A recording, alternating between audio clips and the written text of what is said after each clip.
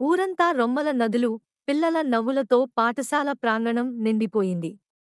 రెండు అన్నదమ్ములు, హర్ష 6వ తరగతి మరియు చింటూ తృతీయ తరగతి, బెల్ మోగిన వెంటనే ఆటపట్టి ఆడేందుకు బయలుదేరారు. హర్ష సరైన, జాగ్రత్తగల అన్నగా ఉన్నాడు.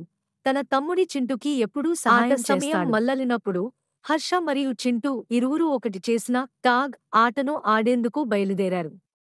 హర్ష ముందుగా పరుగెత్తు, కాని చింటూ తన అన్నను అందులో పట్టుకోవాలని ఎదురుచూస్తూ హర్షని వెనుక నుంచి పట్టుకోవడానికి ప్రయత్నం చేస్తాడు. కొద్దిసేపటి తర్వాత చింటూ ఒక కొత్త ఆలోచన తీసుకురావడంతో మనం మెట్ల దగ్గర హైడెన్ సీక్ ఆడుదాం అని చెప్పాడు. ఇద్దరు చిట్టడే నవ్వుతో మెట్ల వద్దకి పరుగెత్తారు.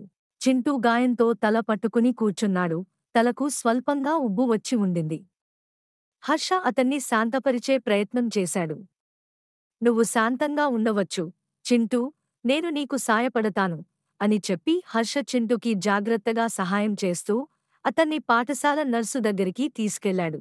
నర్సు చింటూకి గాయాన్ని పరిశీలించి ఎలాంటి ఆందోళన అవసరం లేదని చెప్పింది. ఐస్ ప్యాక్ పటిస్తూ చింటూకి నిదానంగా సాయం చేసింది. సాయంత్రం రోజంతా కలిసి ఆడిన తర్వాత ఇద్దరూ ఇంటికి వెళ్ళిపోతున్నారు.